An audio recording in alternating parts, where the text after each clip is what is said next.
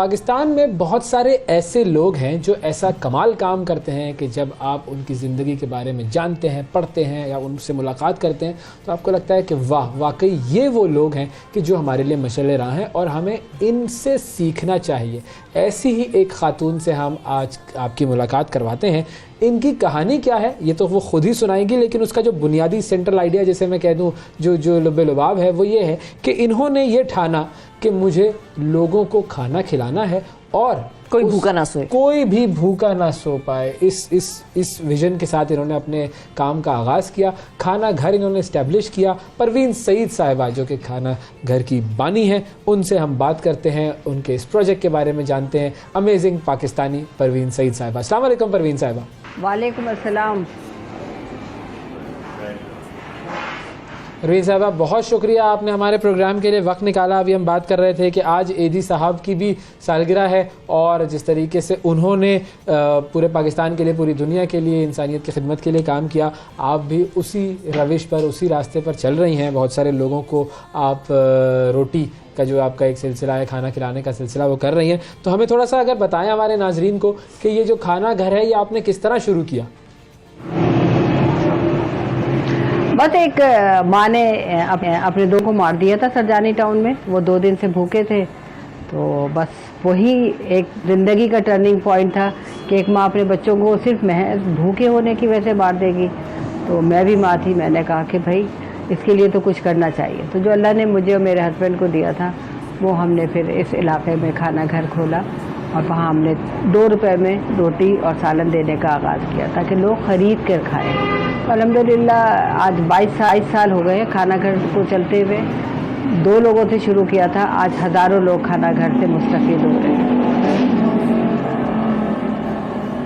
तो बिल्कुल परवीन साहिबा, बिल्कुल आगाज़ किस तरह से हुआ? पहला दिन जो आपका था अपने खाना घर के लिए जो काम आपने किया, वो ज़रा एक्सप्लेन कर सकती हैं कि पहला दिन कैसा था? क्या क्या एक्टिविटीज़ आप लोगों ने प्लान की हुई थी, क्या सोचा था? बस नहीं, जब हमने पहले दिन खाना घर खोला तो उस दिन लोगों को नहीं पता था, क्योंकि बाज़ार में 40-50 रुपए का खाना मिल रहा था। तो ये 2 रुपए में खाना कैसा होगा, क्या होगा? तो जो रास्ते में से गुजरने वाले टीन डब्बे वाले, सब्ज़ी फरोश, इस तरह के लोगों को हमने अपने साथ शामिल किया। बिस्मिल्लाह पढ़ के निवाला अपने मुंह में डाला और कहा कि यहाँ हलाल का निवाला है, आप यहाँ खाना खाइए और पैसे बचाइए और अपने घर में अपने बच्चों के लिए वो पैसे लगाइएगा। तो कुछ पहले दिन तो 2-3 ही लोग आए, लेकिन फिर उसके बाद ये सिलसिला चलता रहा, आहिस्ता आहिस्ता आगे बढ़ता रहा। परवीन साहिबा, इस वक्त कितने खाना घर आपके बन चुके हैं और अब किस रेट पर वहाँ पर खाना मिलता है, क्योंकि महंगाई भी काफ़ी ज़्यादा हो चुकी है? बहुत ज़्यादा महंगाई हो चुकी है और इस वक्त ये हाल है कि रोज़ बरोज़ यहाँ खाना लेने वालों की तादाद में इजाफा हो रहा है, इसलिए कि आटा नहीं है शहर में, दालें नहीं हैं। तो जाहिर है कि सूरत में तो आज हमारे जो है 2 मेन खाना घर हैं और 6 पिकअप पॉइंट्स हैं जहाँ हमारी गाड़ियों में खाना कच्ची आबादियों और गरीब बस्तियों में जाता है। तो इस तरह हम रोज़ाना के हिसाब से अगर अंदाज़ा करें तो तकरीबन 7,000 से ज़्यादा लोग यहाँ से खाना खा रहे हैं। 7,000, माशाल्लाह। अच्छा, अब जब 7,000 लोग खाना खा रहे हैं तो अब किस कीमत पर वहाँ पर खाना मिल रहा है? 3 रुपए में एक रोटी और एक प्लेट सालन, 3 रुपए में। लेकिन अब ये 3 रुपए भी जो है ना लोगों को अच्छा दे नहीं पा रहे हैं, इसलिए कि ना मुलाजमतें हैं। जी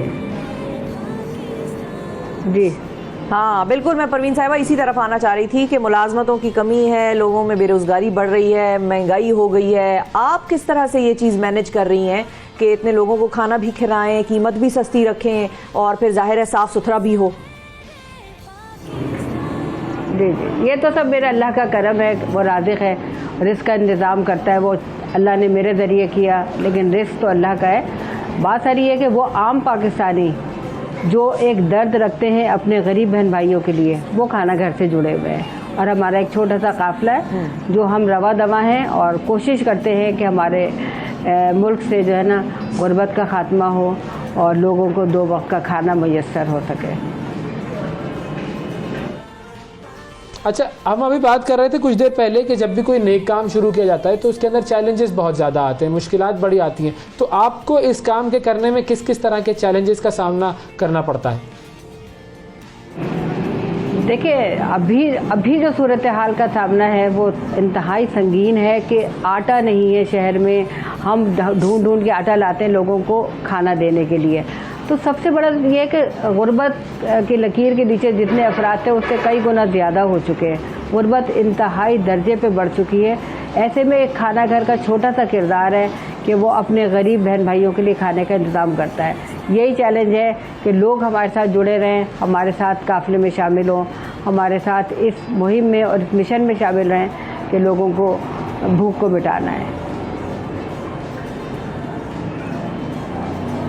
बिल्कुल सही है। और आपसे जुड़ने के लिए भी हम इस्तदा करेंगे लोगों से कि आपसे जुड़ें और आपके इस नेक काम में आपका साथ दें। किस तरीके से लोग आपसे जुड़ सकते हैं आपके इस कॉज में? हमारे खाना घर की वेबसाइट पे चले जाएं या मेरा फ़ोन नंबर आप शायद स्क्रीन पे लगा दें तो उससे भी मेरे से रब्ता हो जाएगा। और इस वक्त इंतहाई शदीद ज़रूरत है कि मुखय्यर हजरात खाना घर से वाबस्ता हों, यहाँ के मसाइल को हल करने में हमारा साथ दें। और हमें सबसे ज़्यादा जो ज़रूरत है इस वक्त आटे की है, जो शहर में नापैद है, शहर से नहीं मिल रहा, फ्लोर मिलों में नहीं मिल रहा, दुकानों पे नहीं मिल रहा। तो हम तो यही चाहेंगे कि लोग हमारे साथ आएँ ताकि भूख को मिटाया जा सके, लेकिन सब मिलकर हम इस काम को आगे जारी रख सकते हैं। बिल्कुल सही। बहुत बहुत शुक्रिया अदा करेंगे परवीन सईद साहिबा, आपने वक्त निकाला और आपका बहुत बहुत शुक्रिया कि आप इतना ज़बरदस्त काम कर रही हैं। आप भूखों को खाना खिलाएं और अल्लाह ताला आपके इस कॉज में मज़ीद बरकत डालें। और जो कर सकते हैं और जो लोग जुड़ते हैं उनके लिए भी दुआ करें। बिल्कुल, हम सबको जुड़ना चाहिए। ऐसे नेक लोग, ऐसे कॉजेज़ हम आपके सामने लेकर आते रहेंगे अपने प्रोग्राम में। और कोशिश ये होनी चाहिए हमारी कि हम 1 रुपए से भी 2 रुपए से भी जितनी इस्तेताअत हो सके इनकी मदद करें, क्योंकि ये हमारे लिए, हमारी आखिरत के लिए और इस दुनिया की बेहतरी के लिए निहायत ज़रूरी चीज़ है।